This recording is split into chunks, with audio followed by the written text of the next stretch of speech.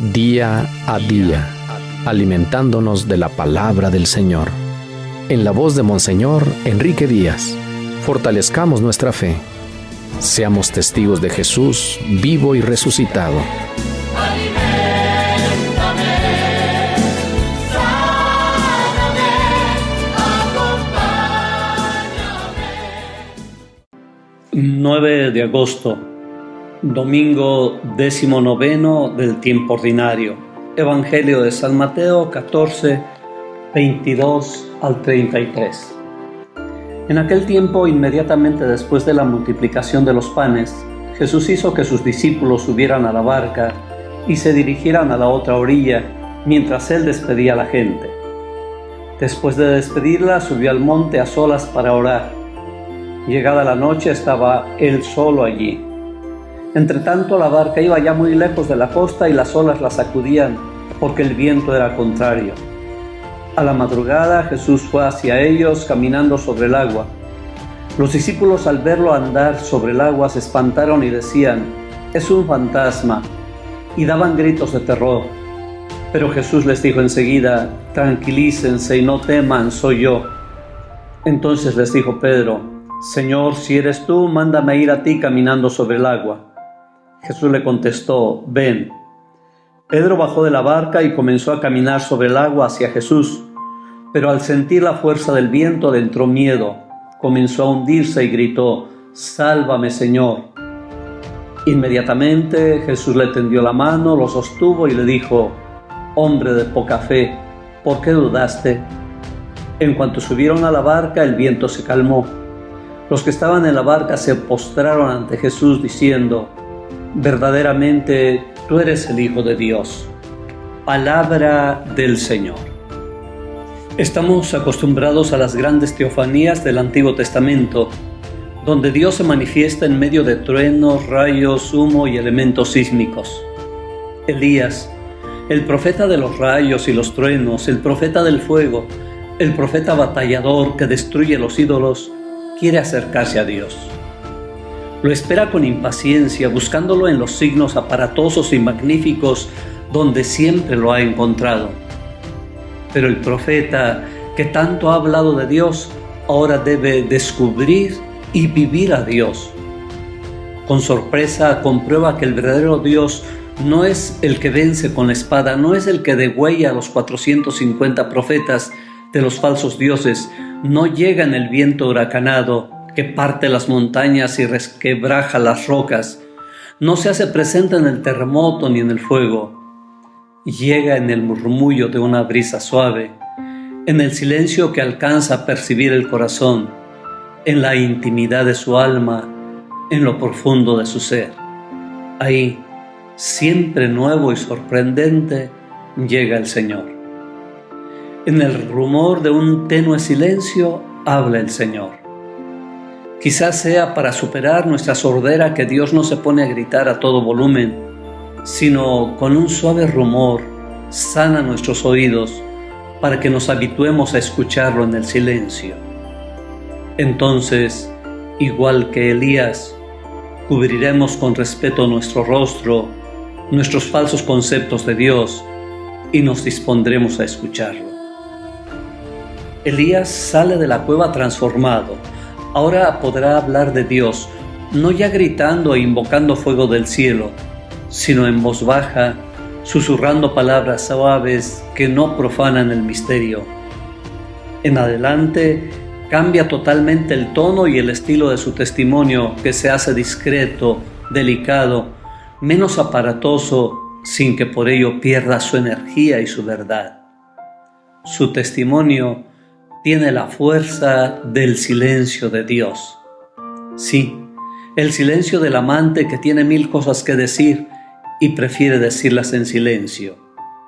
El silencio en el lenguaje del amor es mensaje y comunicación.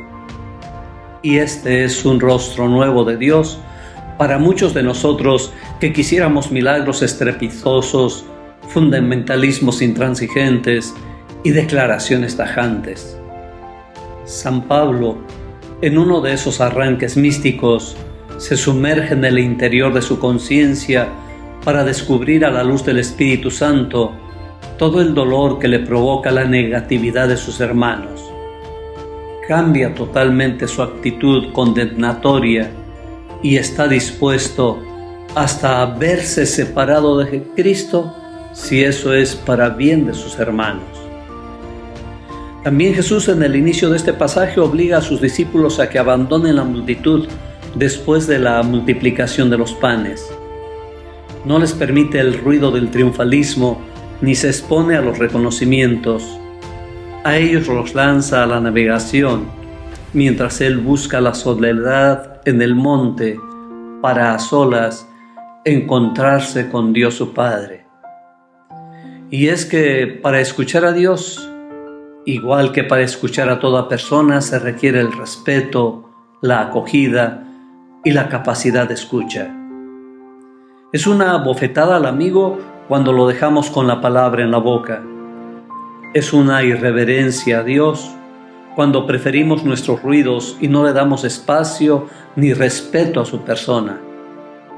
Claro que acoger a Dios implica el riesgo de tener que cambiar nuestras actitudes y nuestros fundamentalismos que sacrifican la verdad y la relación con el verdadero Dios en aras de nuestras seguridades. ¿Cuántas veces estos fundamentalismos se convierten en violencia agresiva y en eliminación de quien no piensa como nosotros? Escuchar a Dios es poner en Él nuestras seguridades y abrirnos al hermano que se transforma también en rostro de Dios. La seguridad del amor de Dios y del amor a Dios, lejos de hacernos intransigentes, nos conduce a la máxima fidelidad a Él, conjugada con la máxima capacidad de acogida a quien es distinto y de igualdad fraterna. A diferencia de la paz y comunicación de Jesús, los discípulos se ven sometidos a las sacudidas de la tormenta y a los vaivenes del viento contrario. Están agitados y la oscuridad de la noche aumenta su temor.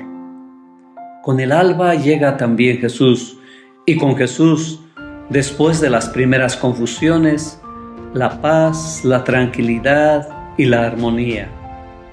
Sus palabras consoladoras tienen que ser escuchadas. Tranquilícense y no teman, soy yo. Y ya en confianza, acepta el reto lanzado por Pedro de concederle caminar sobre las aguas. Jesús hasta ese capricho concede, pero Pedro al caminar sobre las aguas pierde sus seguridades y se hunde recibiendo el reproche de Jesús: hombre de poca fe. Para la relación con el otro, para la relación con Jesús, se tiene que abandonar toda seguridad propia y establecer una relación plena y confiada para, abriendo los brazos, ponerse en manos de Dios.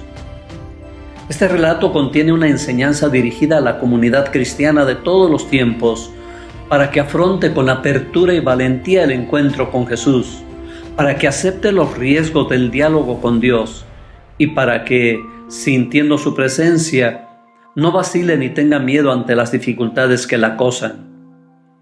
Como Pedro y los demás discípulos, sentimos los fuertes vientos que hacen vacilar nuestra barca y zarandean nuestras seguridades. Nos provocan temores y estamos a punto de naufragar. Nuestra tentación es buscar nuestras seguridades y no escuchar el silencio amoroso de Dios, no acogernos a la mano que nos tiende Jesús. Acerquémonos, descubramos esta manifestación de Jesús que primero se hace cercano a la multitud hambrienta y después viene en busca de aquellos hombres asustados